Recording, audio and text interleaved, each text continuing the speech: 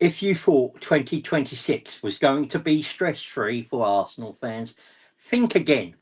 We went from a defensive nightmare in the first 5 minutes to a Declan Rice masterclass, only to nearly throw it away in stoppage time. That was way too close for comfort of the vitality. But listen, 3 points is 3 points.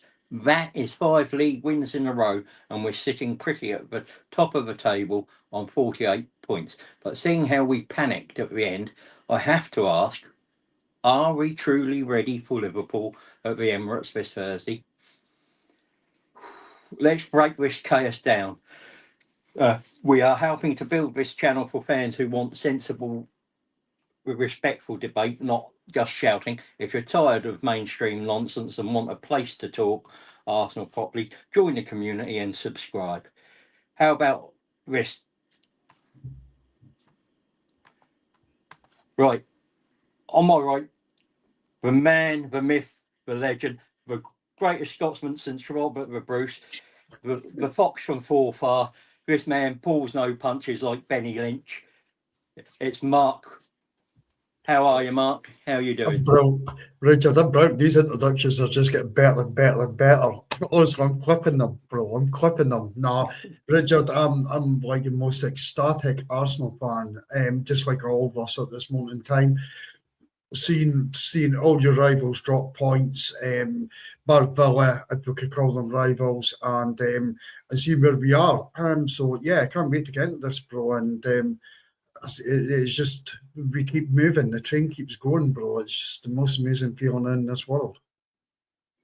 That's brilliant. So, team news came out. Royce was in, and there was just the couple of changes up front. What did you think of that lineup? Yeah, it was cool. Delighted to see Declan there, Richard, if I'm being honest. Like that was fantastic. And Trossard getting dropped and Saka getting dropped were probably the two main talking points of the lineups coming out. And obviously we've got an eye on Liverpool, but we've got a job to do against Bournemouth at the same point. So it was again, you just look at that bench and do you know, I'm at ease with it, Richard. We could drop like Zubimendi and put in Norgard, and I'm not going to feel like absolutely horrendous. I could drop Gabriel and put in Henkapi, and it's like, yeah, the drop-off is not the scale that it once was. So any Arsenal lineup coming up at this moment in time is an interesting one. There's players coming back from injury like Kai Havertz. So Kai Havertz is like Jesus. I think that Akai will actually have a bigger part to play as the season unfolds and in the Champions League as well. And he was dropped from the bench completely. He was on the bench in midweek, but he was completely dropped from the bench. And it just shows the kind of strength that we have, Richard. It's so, yeah, it was fantastic. There wasn't any major shocks for me, mate. Brilliant.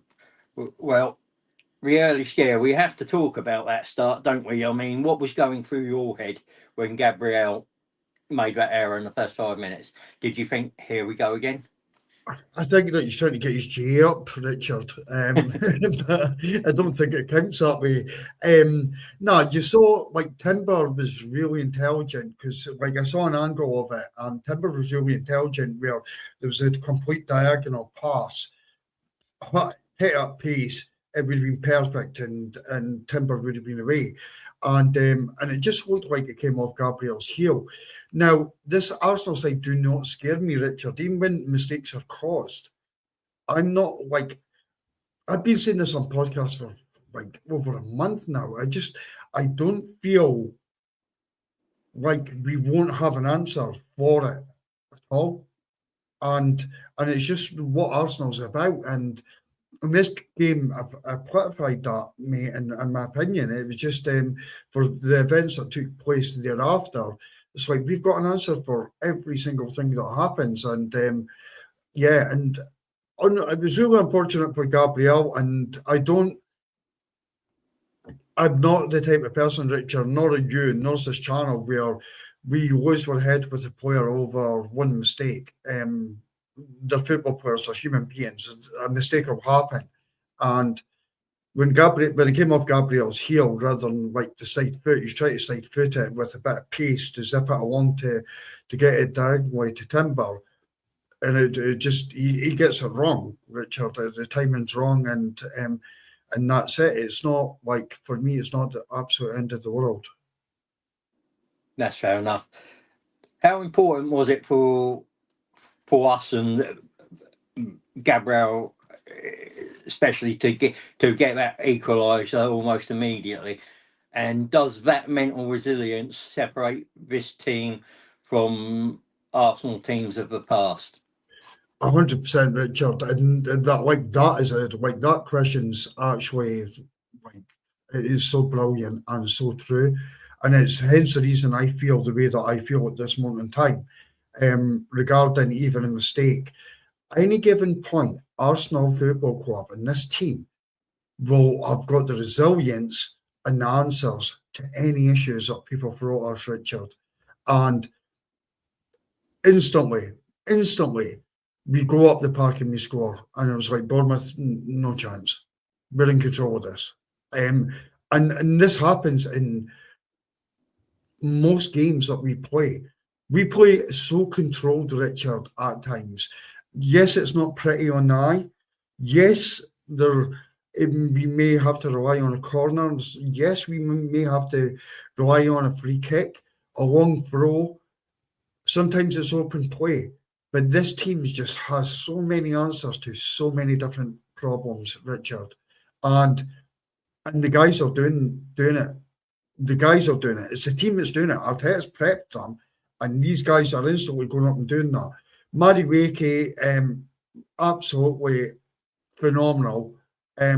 Absolutely brilliant. Deserved the assist. Martinelli should have put it in, and Gabriel finished it off like a striker. It was just absolutely fantastic. It was great for Gabriel as well. That's shown kind of as well, Richard, if I just touch on that, it's kind of shown a complete leadership point in a player. When he doesn't say, I'll sit at the back and you guys could just do your thing, get me back out of jail here. There's a problem that's been caused, that I've caused, a mistake that I've made. He's the one up there demanding and forcing it to happen and making it happen. And he done that, Richard, and that I see this all over the pitch at the moment with Arsenal. Absolutely all over the pitch. So yeah, it's a fantastic question, Richard, and sorry for the monologue, but it's hence the reason why I feel relaxed at this team at this moment in time. Yeah, pretty much. Declan Rice with a brace to put a 3-1 up. Is he, in your opinion, currently the most complete midfielder in the Premier League this moment in time? Yes, in Premier League, 100%, he is the most complete, and he has been for like a number of seasons. In Europe, and there is words of Ballon d'Or getting put out against his name, Richard. See, the only thing I need to see from him is more of that. That is the only criticism I have for Declan Rice. He has absolutely every single thing in his locker. There is not a midfielder in the world right now that someone could come down and sit with me and say, I'll swap you this midfielder for Declan Rice. Not one. But I just want him. And I saw comparisons to Steven Gerrard come up a lot over the last 24 hours. And the only thing separating, sorry, apologies, Richard. The only things, sorry, I do apologise. The only thing separating him and Gerrard at this moment in time is probably the amount of goals that he actually scores. He is unselfish at times, and I don't know where that's came from. I really do apologise. That's right. No. I don't know where he is unselfish and gives up everything for the team. He covers every blade of grass under the sun, but he is by far the best midfielder in the Premier League. If he could just add I don't know, say, get 15 GA to 20 GA in a Premier League season, Richard, I just think that he would go off the scales, and the Ballon d'Or would be absolutely guaranteed for Declan. He's just out of this world. Keeps his head. He's not rash.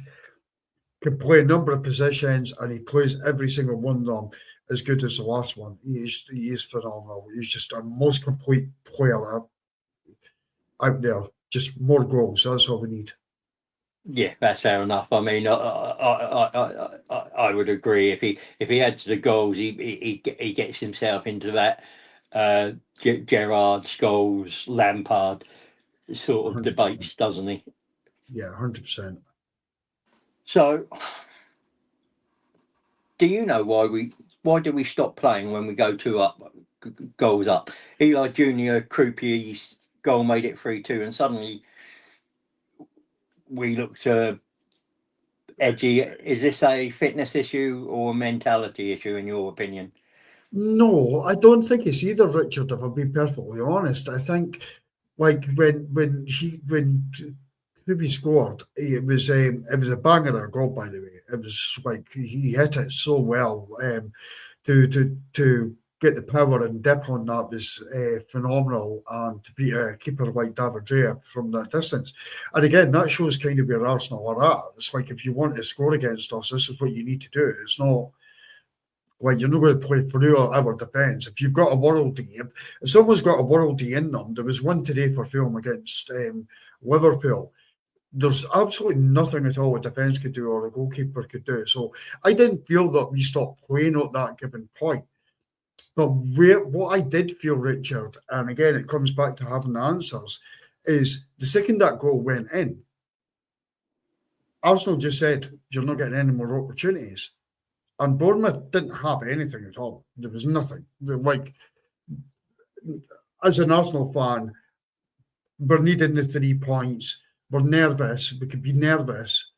I wasn't. I actually wasn't. I didn't go into that final part of that game thinking we could drop points here. Nothing happened. We just stopped the game. So, and then at the point when you're 3-1 up, and yes, Richard, I'm the same as you and every other Arsenal fan. We're in the same goal difference right now as Chelsea, as Man City. So 6 points in the same goal difference. I'd like that goal difference to be up, so it's almost 7 points. Just to get that gap there. However, at the same point, we've got Liverpool on Thursday, and we've got 9 games in January. Like that was the first one, so we've got another 18 games in January. So there will be an aspect where Arteta and the coaching team and other people are saying, right, guys, if we get to this stage and this is what we're doing, we need to take our foot off the gas and not like burn ourselves out. We could go for the kill, but we're going to just tire ourselves out by the end of the season, or we're going to pick up more injuries. So I guess it's called game management, Richard. And the game management was absolutely spot on. When Bournemouth scored, their tail should have been up. We should have been panicking. We did not panic. Yeah, so, I mean, we conceded the 2 against Bournemouth side, but hasn't won in 11 games. Is our defence actually as solid as the league table suggests, or was that just an anomaly in you? It's an anomaly, Richard. I mean, if you look at it, like if you look at the first goal, right, it's like a mistake from Gabriel. David Reyes ran out his goal to go to the side to take the pass. Gabriel's pinged it beautifully into Evan Nielsen, and he's got an open goal and he scores. And so, like, normally that mistake does not happen at Arsenal Football Club. So, like, that doesn't panic me at all. It's like that mistake normally doesn't happen. And then you have a situation where someone has a wonder strike from 25 yards. And it is an absolute wonder strike. I mean, the way he hits that ball, that's not like just a normal flat shot that's flying towards the corner of the goal. If it does, I think Ray gets there. This ball has like got whip and spin. dip on it. It's like it's hit like unbelievably well. And most times when players get that right, sometimes when a player tries that, it'll go over the stand, Richard. The guys just hit it so like perfect. So I can sit here and dwell on the fact that we conceded 2 goals. One of them's a wonder strike. One of them is an absolute mistake from one of our best defender, like our best defender. I'd rather look at the positive. Bournemouth have conceded 6 goals all season at home, and we scored 3 against them. Yeah, that's fair enough. I think that's fair enough. Aside from Royce, who really stepped up for you today? Did anyone else have a brilliant game? Yeah, absolutely. I thought Madueke had a fantastic game. I thought Madueke, he was a major standout. Zubimendi's second half, like it's really hard in the first half to pick any players up. We were sloppy, Richard. It was like it wasn't good Arsenal display. Let's face it. Let's really face that. Second half, but we came out and we went through the gears, and then maybe got into third gear, and then we came back into second gear when they scored and just defended. But so yeah, Declan Rice, 100%. I actually thought during the game, one player that I really thought done amazing and was Gyökeres. And I'm like, I'm glad this guy never got his goal. But if you actually have a look at the pullbacks to Declan Rice, there's that many defenders that are actually concentrating on him. Like, don't let him get anywhere near the ball. Like, he's taken so many defenders in and just out the way. And that's why Madueke was able to have a kind of free game. And then you had the likes of Declan Rice. So they were really standouts for me. Hincapié, I thought, had a pretty decent, solid game again. I don't see where Miles Lewis-Kelly and Calafiori get back in the side at the moment on the left. I don't. Honestly, I don't. Both of them have got a major work to do. Odegaard, I felt, was like really decent as well in the second half. So these players really did kind of step up in the second half, but it's hard to give like a massive pass because the first half, Richard, I mean, I'm sure you would agree, it was pretty dire. Yeah, no, I do. So moving on, we've won a few in a row now. You got Palace, Villa, Brighton, and Bournemouth. Do you feel confident going into the Liverpool game, or does that shake end in the Bournemouth game worry you at all? No, it doesn't at all. The Bournemouth game done absolutely nothing. Do you know what? These are all games that, like, from Everton, Villa, Brighton, and Bournemouth. These are games that we dropped points at last season. We've came out every one of them. We've maximum points. So no, I'm like anything but worried about Liverpool arriving at the Emirates. And to be honest, I think Liverpool will be absolutely crapping themselves coming to the Emirates. So I would flip it on them. The way that we're currently playing, Trossard's obviously going to be fresh and he's going to start. We've got Saka, it's going to be fresh, he's going to be starting. We've got Eze that's not touched the ball and God knows how many games that could be starting. Jesus could be starting. Havertz could get game time. Our squad's just stacked, Richard, and Arteta again seems to have got the rotation perfect and everything else. So, Richard, I'm like, honestly, I'm so confident in like with this side. I just really am. I think, and actually, I think that the players will really raise their game against Liverpool as well as a point to prove to them, an absolute point to prove to them. So. Absolutely not. And the Emirates will be rocking. Absolutely not. Liverpool will get hiding on Thursday, mate. I'm really confident in that, and I know I say it a lot about teams. Liverpool are the way to get at least an Aston Villa at the weekend. Yeah, well, I'm just about to touch on them. Liverpool sitting 6, just drew with Fulham and Leeds. Do you think they're vulnerable right now, or coming to the Emirates and playing us, will that be more than enough motivation for them to wake up and step their game up? No, I don't think they can step their game up. I think that they've got so many injuries in their side at this moment in time. They spent 450 million. Yeah, they recouped some money during that period as well. And we'll also know what happened to Jota. God bless his soul. We also know what happened there. So I just think that see, when they spent the money that they spent, Richard, they did not balance their team at all. Arsenal balanced their side, stacked up in a couple of places, but they absolutely balanced their side. Manchester City and Liverpool do not have a squad like Arsenal. It's like they do not, Richard. So I don't think it'll galvanise Liverpool. I think their legs are tired. All their best players were out in the park today. They honestly, they should have got beat today. There was parts I watched the film game and they 100% should have got beat today. So for me, Richard, absolutely not. I can see a heavy defeat for Liverpool coming to the Emirates. Fair enough.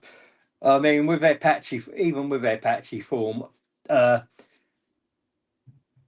do you think will be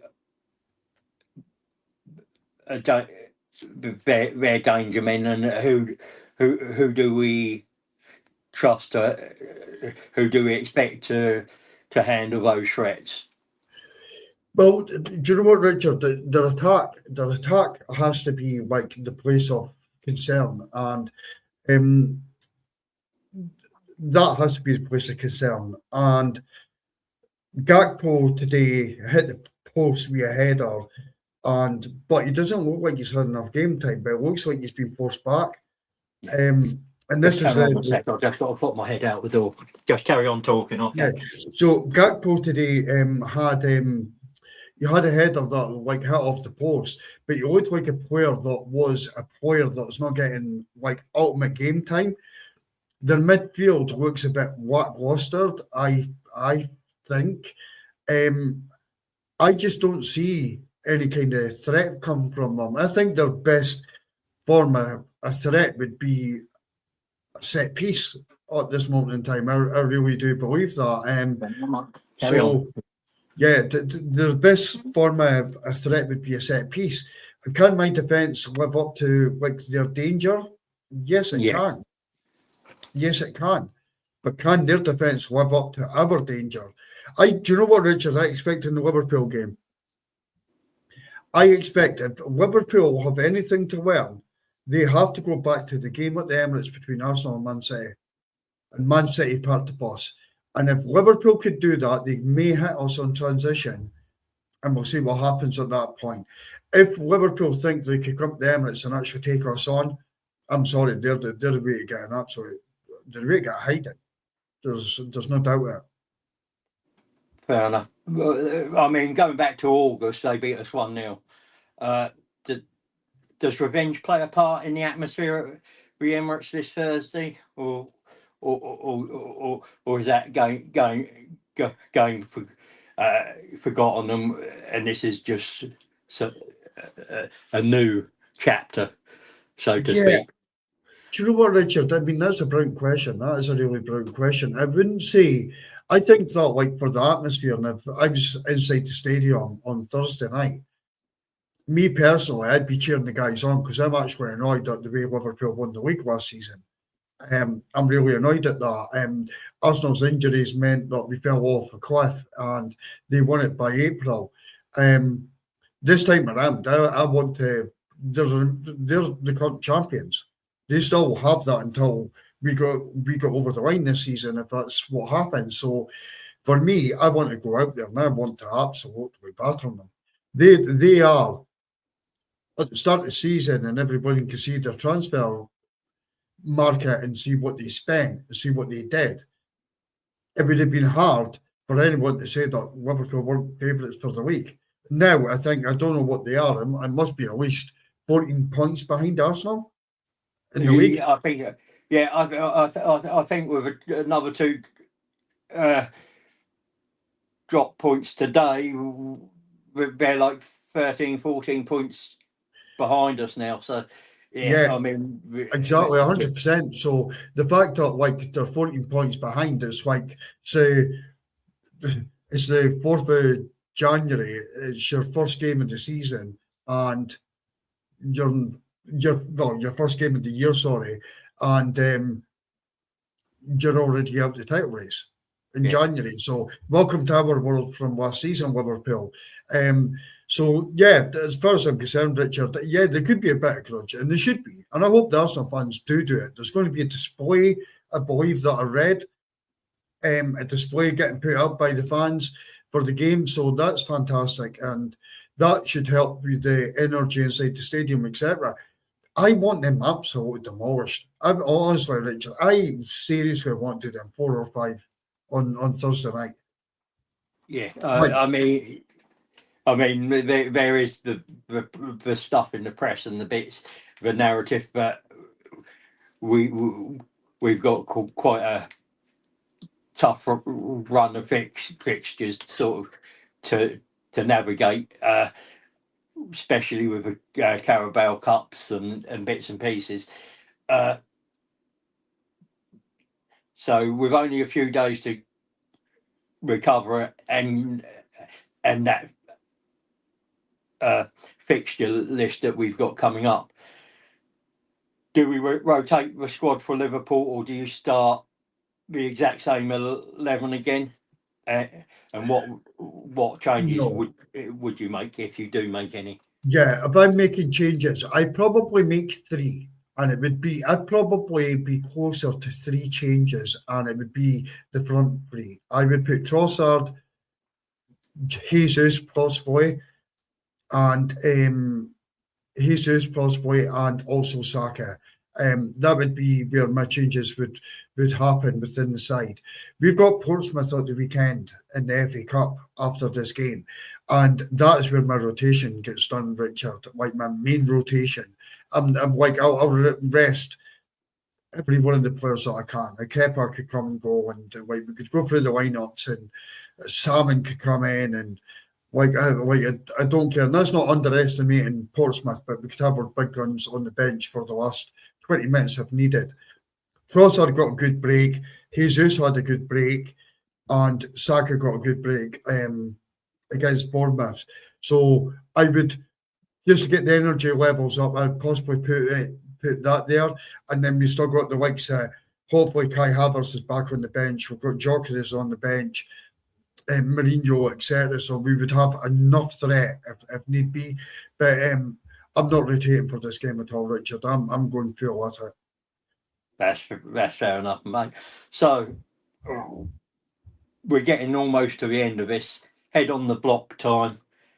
Can we make this 6 wins in a row? What is your score prediction as well for this game? 6 in a row without a shadow of a doubt, Richard. I would take a 1-0, I would take a 2-1, I would take a 3-2, I'd even take a 5-4.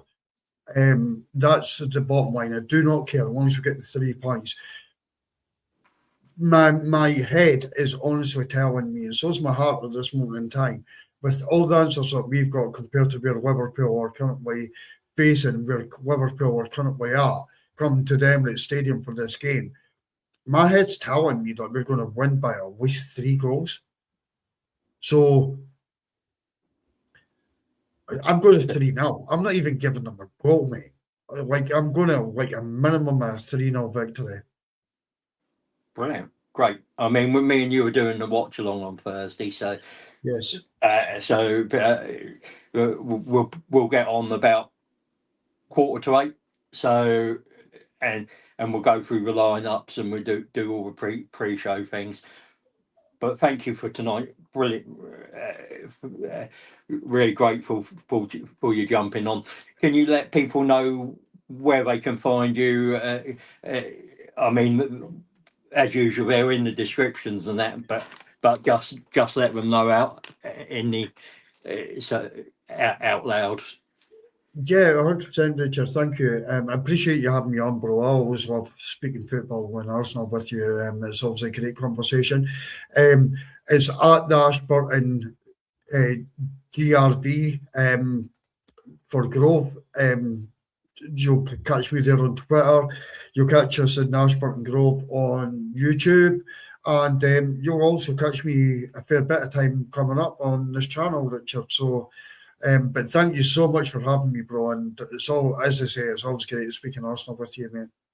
No, thank you very much. It's been a pleasure. Thank you for all of you who've watched, and yeah, I've not seen any comments come up, so I haven't been able to get any on the screen. But if you've liked tonight's show, as I said at the beginning, we are building this channel to make a community that you can talk openly, honest, anything football, specifically Arsenal, without shouting and arguing. Sensible debates. If that's your cup of tea, please subscribe on any of the channels you're on. Come over to Facebook, subscribe there. It helps the channel out. And until Thursday, you take it easy, and come on, you Gunners. Come on, you Gunners.